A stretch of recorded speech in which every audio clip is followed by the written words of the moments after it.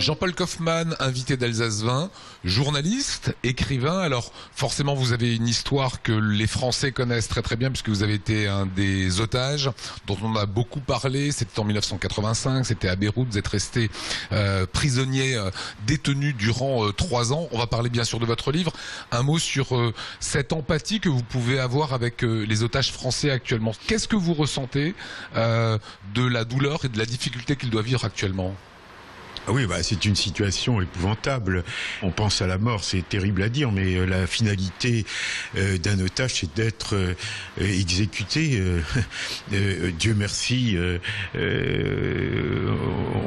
on s'en tire, mais vous savez, pour moi, chaque jour, c'était...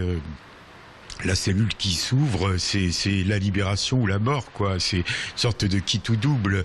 C'est l'incertitude qui est terrible. Ce que l'être humain ne parvient pas à supporter, c'est l'incertitude. Vous voyez, vous avez, c'est quelque chose qui est minant.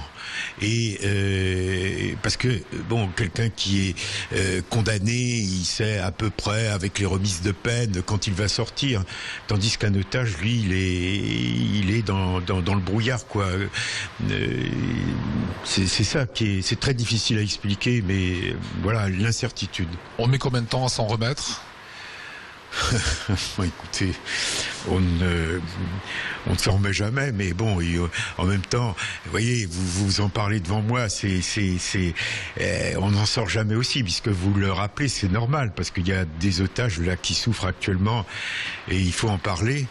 Mais oui, c'est un deuxième enfermement aussi, le fait de toujours évoquer cette histoire.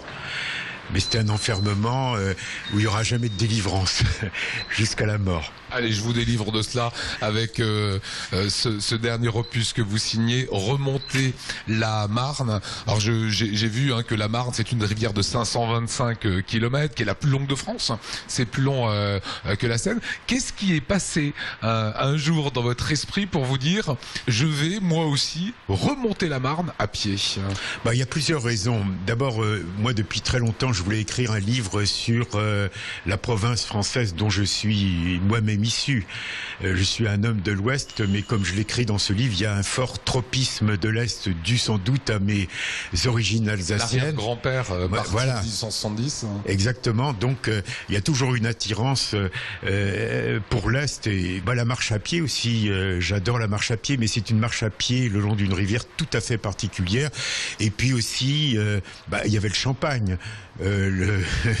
Qui n'est pas à négliger, et puisque vous y avez fait allusion, je n'en aurais pas parlé, vous y avez fait allusion au début de cette interview, il est certain aussi que j'ai écrit ce livre par rapport à une France dont j'ai été privé pendant 3 années, et il n'y a pas uniquement l'absence de liberté, il y a aussi la mutilation de quelqu'un qui est privé de ses racines, vous voyez, qui est privé de son pays, c'est quelque chose de charnel dont vous êtes privé. C'est pour cela aussi que j'ai écrit ce livre.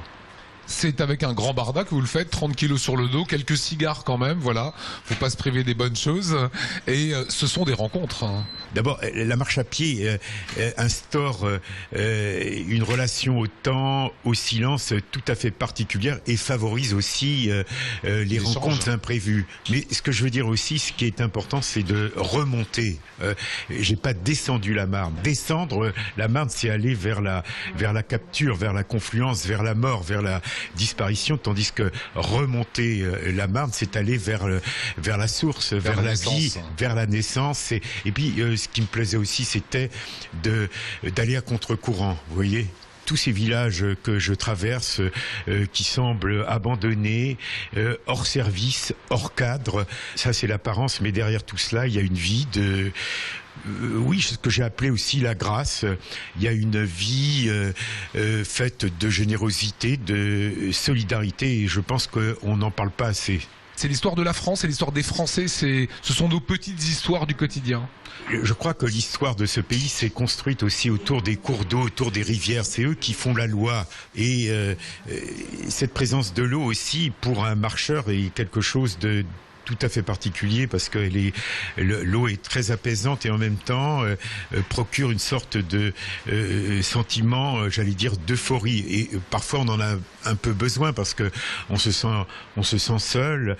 On est dans ce continent un peu vide, que j'ai appelé le continent un peu désolé. Donc il y a cette présence de la rivière qui est là, qui vous accompagne et pour moi c'était presque une compagne. D'ailleurs, son nom vient de Matrona, la matrone en quelque sorte.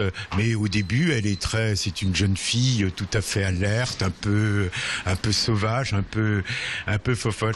Et cet accompagnement a été pour moi une source de joie, de plaisir même. Voilà, et ce récit remontera jusqu'à la source, jusqu'à la naissance de la Marne. Merci Jean-Paul Kaufmann. C'est moi qui vous remercie. Merci à vous.